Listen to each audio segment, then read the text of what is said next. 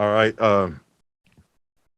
I mean, obviously, it's a really good win for us, and it's a team that we're trying to chase down.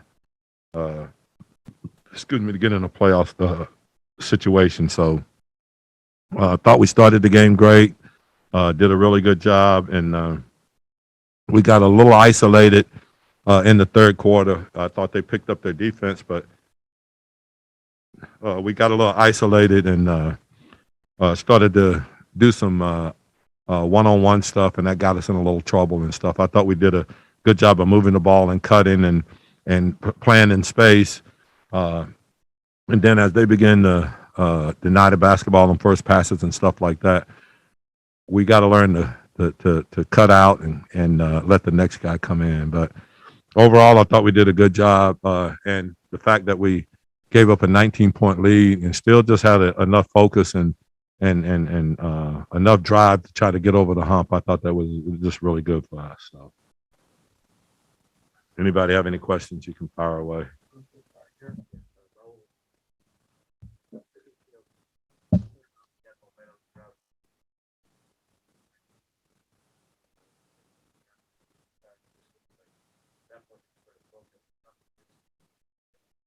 Yeah, and the one thing that we talked about, I think, is it's important is that we agreed that when we left the locker room that we wouldn't use, the fact that we were in the arena till 1:30 in the morning and didn't get in and went to a hotel and didn't get here to today.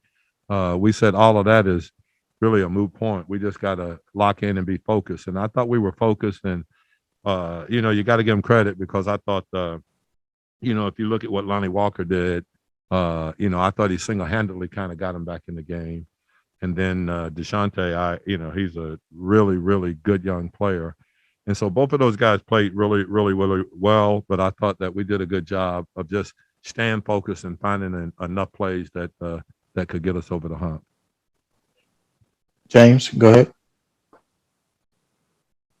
Yeah, Alvin, throughout this season, your team really hasn't been very resilient. You've gotten yourself into situations quite often and not been able to get out of them. But tonight, that kind of felt like you guys, you had a big lead, you blew it, and then you kept fighting. Is that kind of what this last 18, 19, 20 games are about, is finding that really resiliency and something to build off of?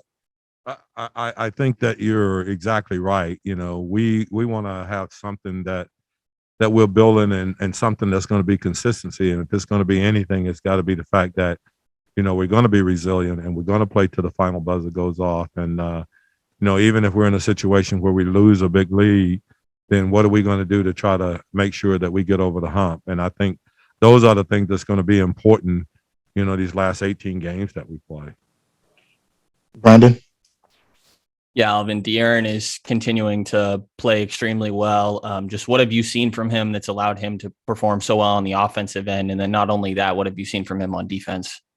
Well, I think since he came back from the ankle situation and stuff, that he's been so focused and locked in, and he's been more verbal than I've ever seen him be. From the standpoint of just saying, "Hey guys, we got to do this. We got to get a stop right here." All of those things like that. So to me, just the focus has been really, really good, and then his play on the court obviously has been great from the standpoint of being able to attack the basket. And when you look at points in the paint, a lot of them are going to come from him because he just has the ability to attack, get to the paint, and then finish even over the bigger guys in there. Christos? Hey, coach, congratulations on the win. That turnaround after the loss in New Orleans, and especially tonight where the Spurs were up by 4, what does it show? What does it mean for you? Well, as I said, we talked about resiliency, and I think that you just got to keep your focus, and you got to figure out how you can make plays that's going to help you in those last 2 minutes of the game get over the hump. Even after we let go of a 19-point lead, and then I thought a couple of the things, we got it right to the basket, missed a couple of layups, but I didn't think we let that bother us. I think that we stayed focused, came down, got stops when we really needed them, and then we're able to come up with a few baskets. And obviously, HB walking to the line and making free throws really helped. Tony, go ahead. Yeah, Coach Gentry, under the circumstances, the Kings were totally locked in. I think it appears to me that they want, to get back on the court as soon as possible and play this game. And they didn't look fatigued at all. Were you kind of surprised in how they responded?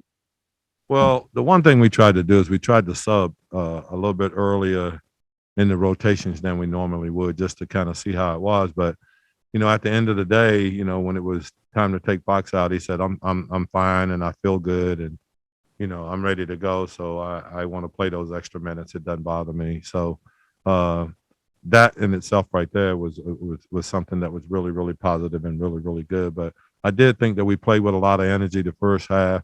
And like I said, the only thing that was just a little bit disturbing was that I thought we stopped our ball movement and our player movement in the third quarter, and that's what got us in trouble as far as losing the league. All right, we'll do 2 more questions. Jason, go ahead, and then we'll go to James. Alvin, the things you saw from your team tonight are these things you can point to and talk about what it would be like to be a real playoff contender at some point in the future? No, I think you're exactly right, because these are the kind of games that you have to win.